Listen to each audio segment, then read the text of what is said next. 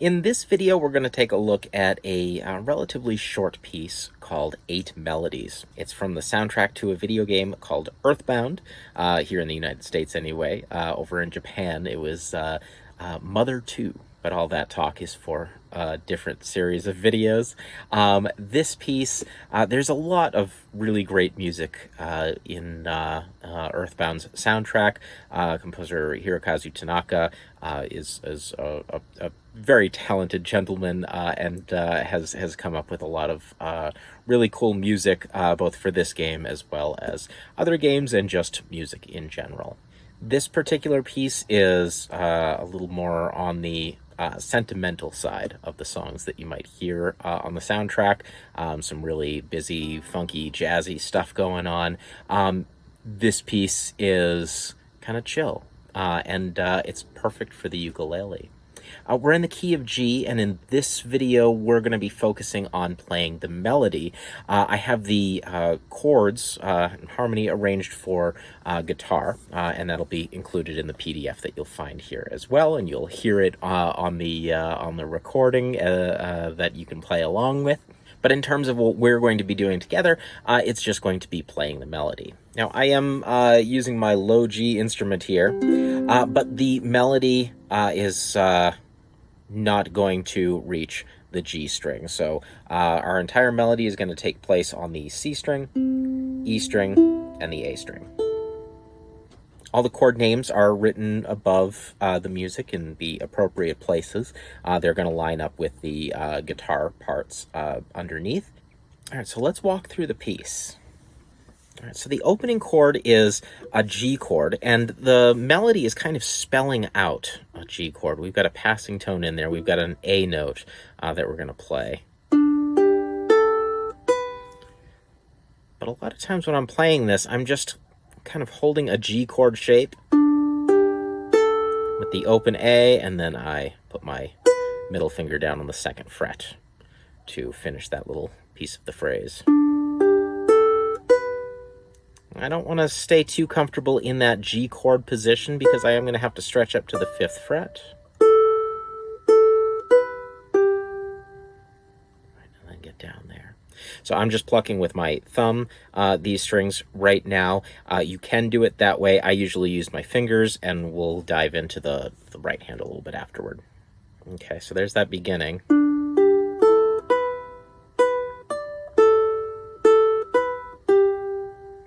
Okay. So I'm just plucking those notes. Now this note right here, 4th fret of the A string, is a C sharp note. We're breaking out of the key. We're in the key of G, and we're throwing in this little accidental right here to kind of get this resolution on this D chord here before we return to our G.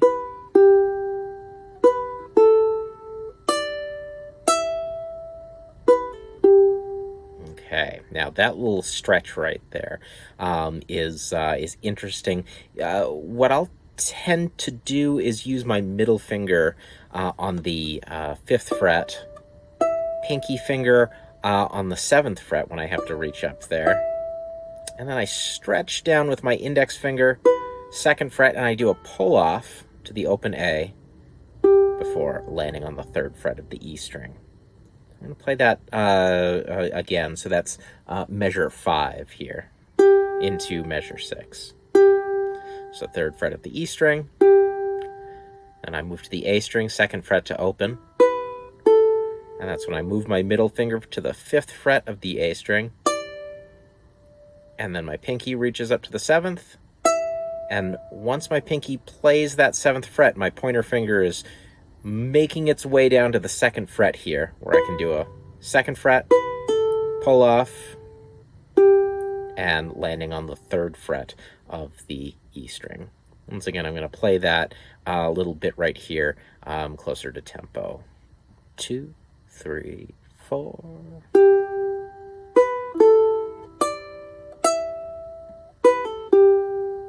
Okay. Moving into the next measure, I just hit that E string open, leading into 3rd fret of the E string, 2nd fret of the A to open, and then we're going to finish off this idea, 3rd fret of the E string, 2nd fret, and back to the 3rd fret. Okay. And then we're just going to repeat back to the beginning. So we'll play that little intro, and I'll play through the whole thing now, so you can hear what it sounds like in context.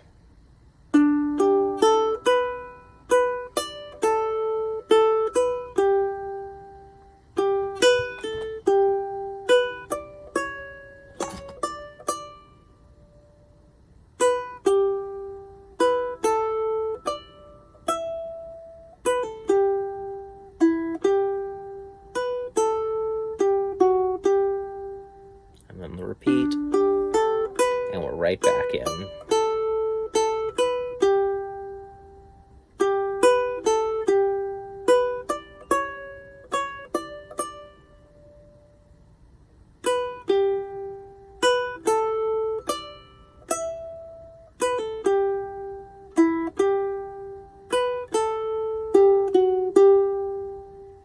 And after the 2nd repeat, I won't worry about playing those last 3 notes in measure 8, because that's really just for the repeat.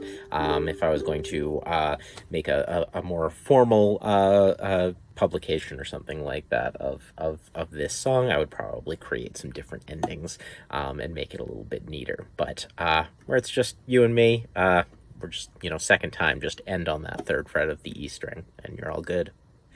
My right hand isn't doing anything too complicated throughout.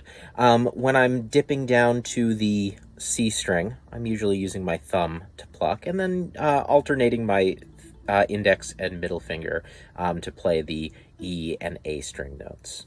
So I'm gonna just get the camera focused on my right hand, so you can kind of just see what's going on as I play through this piece.